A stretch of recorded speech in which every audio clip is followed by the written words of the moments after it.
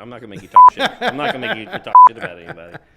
There's plenty of great builders out there. Sure. If you were to retire tomorrow and move to a different area, but someone called you and said, "Hey, I'm looking at building a house," who are 2 or 3 of your colleagues that you have such high regard that you'd be like, those are the people you need to talk to? I would say more of not a specific person, but I would choose somebody locally, somebody's experienced and somebody that's going to be in business for another 10 years. Right. In case you decide to, add on to your home or make changes or some Warranty serious issues. warranty issues. Of course, you got some local guys here too that they're really good at running a business, but they don't have a clue about building a house. So once again, it's up to their superintendents. I've seen some of ABT's homes.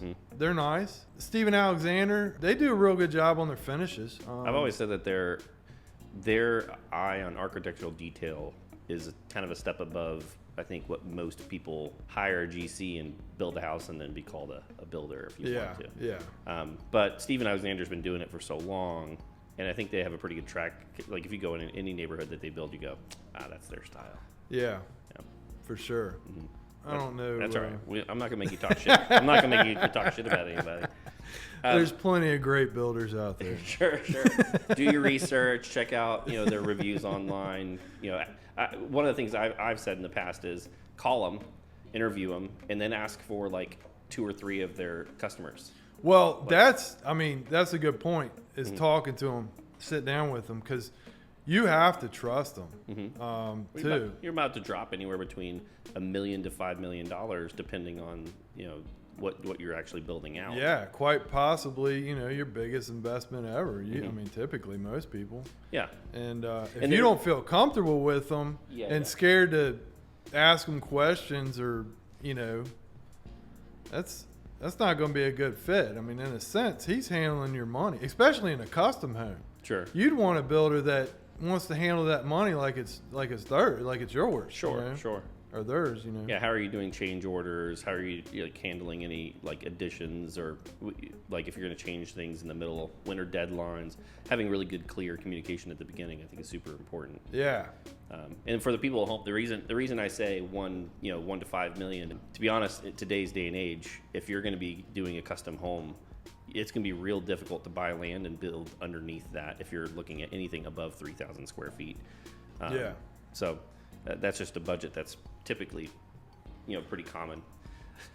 Out of the houses let's say the last 5 years, what are maybe some upgrades or things that you would say people don't always opt into, but you're like, man, they should totally be considering this, like heated garage floors or heated bathroom floors.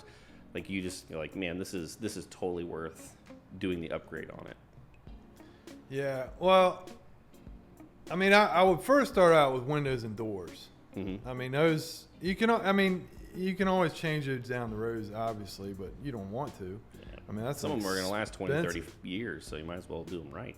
Sure, but I would start with that. Why do you say that? For efficiency or for look or function? Efficiency. I mean, there's some crappy windows out there. Typically, you're not going to find them on $1 million house, but you never know. I mean, I've seen some nice homes built on the water with some, mid-grade windows. Sure. Warranties too. I love Anderson. I think Anderson's a great window, and they have their problems, their hiccups, but their warranties are great too. Okay. I did a job. Actually, it was a house my dad built over 20 years ago, and they had some defective windows, and I guess it's 6-7 years ago. So it's 15 years later. So I called my Anderson rep, told him what sizes I needed, was expecting to, get the sashes and get a bill, and I didn't get one. So I passed that on to I passed it on to the homeowner. Nice. So, what about kitchens or bathrooms specifically? Things that you're like, man, these are upgrades or things that people should be definitely considering. I mean, I personally like quartz countertops. They're lower maintenance.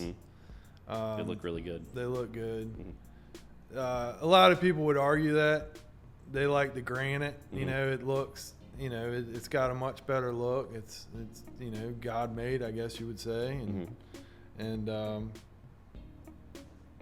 outside of that, a good dishwasher. How about that? A good dishwasher. Yeah, I hate my dishwasher. What makes a good dishwasher? I would say at this point, Bosch. Just period. Period. All right. Yeah. Bosch is all the way. Not Miele, not KitchenAid, Bosch. Yeah. Personally, yes. Okay.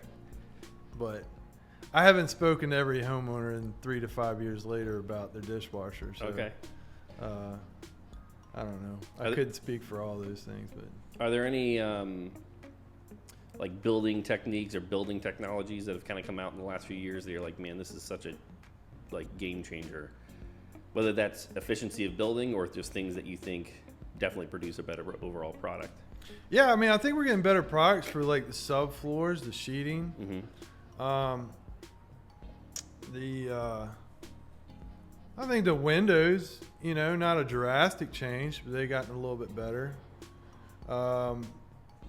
PVC exterior trim, Mm-hmm.